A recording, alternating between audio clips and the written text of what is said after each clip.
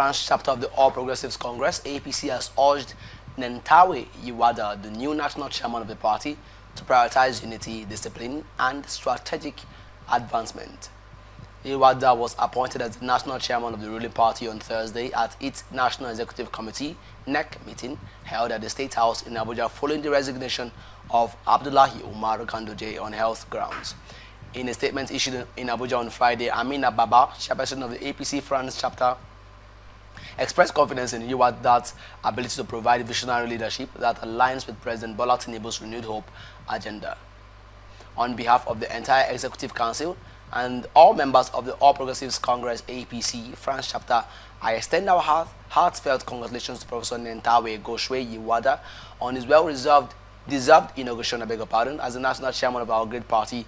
The statement reads, "This new chapter marks not only a personal achievement but a renewed opportunity to steer our party towards greater unity, discipline, and strategic advancement." Baba said the APC France chapter is confident in Yilwatda's leadership and his ability to push the ruling party in line with the vision of President Tinubu. As members of the diaspora in France and Europe, we remain committed to contributing to the growth and success of the party, she said. We will leverage our unique positions to mobilize support, promote our party's ideals, and advocate for the interests of Nigerians abroad. She said the chapter looked forward to collaborating with Yilwatda to expand the party's reach in Europe and deepen engagement with Nigerian communities abroad. She added that the chapter would support initiatives that promote democracy, development, and progress in Nigeria. As we take on this crucial role at such a defining moment in our nation's democratic journey, we pray for wisdom, strength, and divine guidance. She said, "May your tenure be marked by impactful reforms, inclusiveness, and an unwavering commitment to party values and national progress." The congratulatory messages keep pouring in for Yilwatda. Let me ask, do you think there will be a burden of responsibilities placed on Yilwatda currently? Yeah, my because brother. we expect him to hit the ground running. So do you think the burden may be too weighty for him? If he can rescue himself, if he can really set himself aside, okay, to be that face of a new political party. But in our politics in Nigeria, is a politics of do or die, according to Olusegun Obasanjo. It's not my words. It's a politics that is shrouded in babu and the monkeys will soak in blood, body bag, that Tinubu will say, carry it and run. So is a politics of muzzle your opponent out. That in the animal kingdom, which you see that the mighty, has always the way to get what they want. If you are the mightiest, other people begin to clear the road for you. That's the kind of politics we have in Nigeria. But him coming from I don't think that any political party has presented a professor. So we are all looking at it. His personality, his nature, docility, his nature is very. He's a man that is he's deep in docility. So body language and all that, and I don't think he's a man of many words. So I will say that we look out if he will be a silent achiever, so to say. Okay. If he be a silent achiever, but if he allow himself to be gagged and to be dictated for by those men around him, the politicians, he will fail. All we are looking out for to him now to do, he might not achieve it. Because why I say that is that those whom he has come to work for are not people of gentle minds and gentle. They are not economical with words. They are not even people that you can vouch for their character. Because politics in Nigeria is very dirty. Okay. Sorry to say that. So somebody who is coming from the nature that I've described him, you know, I mean the Professor Yilwatda, I've described, he's from Plateau State. And remember, one of the takeaways in the words of the chairman, the chairperson of the France chapter of APC is that the strategic nature of that the strategic turn that their party is going to, you know, dive into, and that things will no longer be the same. That the party will be seen as operating in line with the party constitution, drawn from the Electoral Act, drawn from the Nigerian Constitution, 1999 as amended. So if no imposition of candidacy, no overbloating of the interest expression forms, no marginalization of the youth, no marginalization of women in the party, no marginalization of those with disabilities. So there will not be a handpicking of candidates and picking them according to what Oga has said and the people who have been running around Oga. Let there be a level playing field. Okay. But all those things are not the characteristics of the Nigerian political parties. They are written down there, but they are not followed. So if we could see a paradigm shift, it will be to the credit of Yilwatda. If there be a paradigm shift, given his own antecedents as an academia. Okay. But the question there will be, will they respect where he's coming from and his opinions and the things he will like to bring in? Remember that even the person of Ganduje, whom we didn't know was a man of so much words and so much, he doesn't speak much, and he's not a man you will look at and say he has all those, he has the tendency of producing unprintable words. But we saw him immerse himself into such a such group, and he started dishing out those kind of unprintable words that politicians use in Nigeria. So, but the new APC chairman, I see him as the new face of APC. If he's able to restrain himself, excuse me, to restrain himself from the traditional Nigerian politicians, and if you're able to assert his own authority. Okay. Because remember, in Nigeria now, since after the first tenure of Obasanjo, that the party chairmen started losing their powers. How did they lose their powers? Before, the president, the party that produced the president is a party leader, but the chairman is the face of the party, because they is the party that produced Mr. President. Okay.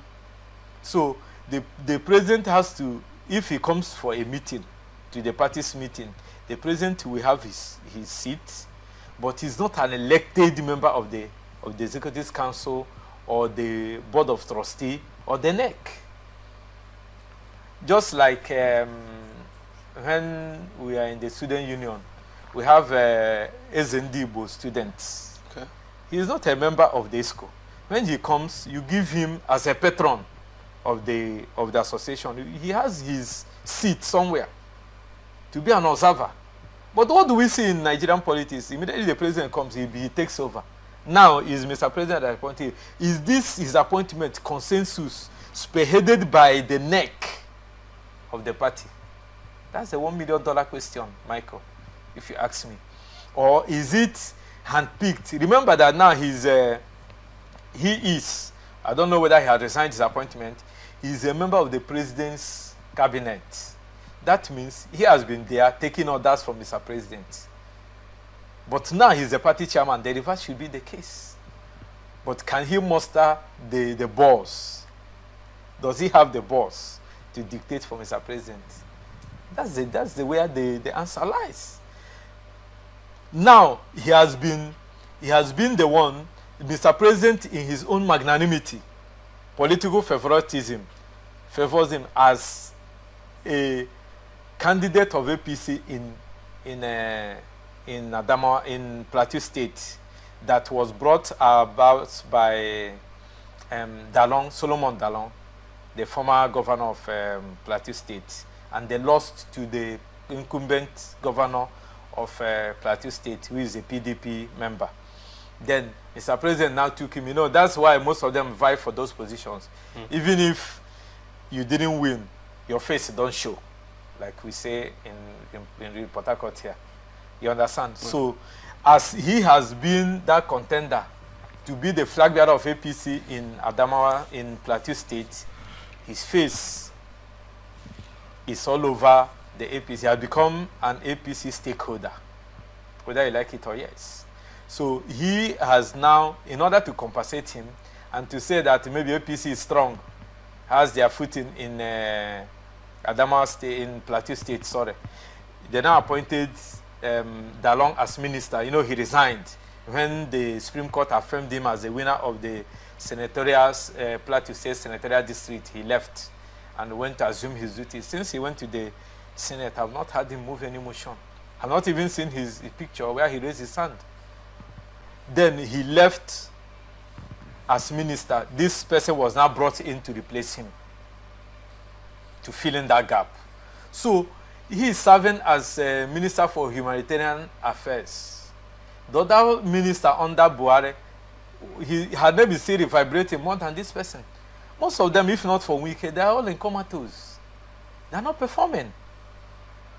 Apart from Kayamo, I think it's Festus Kayamo that is in the aerospace and aviation, that is doing something there. And then Wike call out any other person that Tinubu say he's going back for second tenure. Call out any of the members. I was here hitting my head to know his Minister for Information. That should be at my, with what I do, I should know him at the tip of my, the back of my hand. Is he not? But he's only Wike and the Kayamo recently. And the Fabemi, because everybody have been dragging him, even in River State. Anytime you call Fobara, call administrator, Ibes, you will call Fabemi. If not, maybe you won't have known that he has an Attorney General and a Minister of Justice. Tell me, among the ministers of this man, even the ministers that served under Muhammad Buhari did exceedingly well, more than what I'm seeing. That's my view. Okay. The viewers can counter me. But what I'm saying in this space is that all the ministers working under Tinubu, is it Matawale that is in defense? How is the defense sector faring?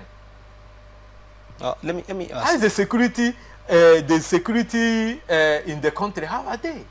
There are allegations or discussions around these appointments. Some persons are insinuating that this has a political nuance to it.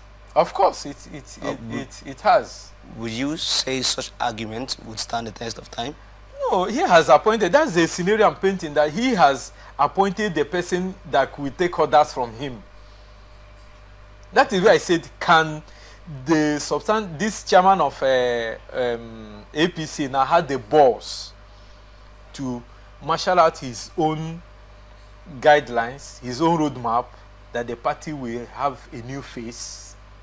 That's where I started saying that he has been his appointee, and I've been sitting over there and standing up when Mr. President is walking in, taking orders from Mr. President. And now Mr. President has in his magnanimity, because if Tinubu did not give a nod to him, he will not come. That's the Nigerian politics. But the selection or the appointment of this chairman should have been done by the BOT, APC, and the members of the NEC that are still sitting since the resignation of Ganduje, with the one that have been sitting as an interim. These are the people who should have made the appointment. But are they the ones? From what we see in the Nigerian political space, when they are the president plays the piper and dictates the tune, can you tell me that those people were the people that brought out this man and presented to Mr. President? It could be that there was internal... but who has the final say? Who will have the final say? Who will stamp it? That is where our party structure, our party politics is not making any headway. It's not making any headway, my brother. Let us not deceive ourselves, especially the ruling party. Look at what is happening in PDP back and forth. Look at what is happening. Only secretary of the party. See where it has kept them. Look at even the Supreme Court has nullified the lower courts that have affirmed Abure. Abure is still parading himself. So where do we stand? Even those people, if you are talking about the ruling party, what of the people that does not have this kind of politically exposed persons in high offices that could micromanage their crisis? Are they micromanaging it? They are not micromanaging it. If not that the kind of person that ADC has brought out now is David Mark. Maybe, perhaps, sometime now, when they go into an election, people will start accusing him of favoring some people. They will start dragging him. But now he's still enjoying his sabbatical leave, or Greek leave, so to say. So this particular man cannot do anything. So if you ask me. Thank you very much for your opinion on that story.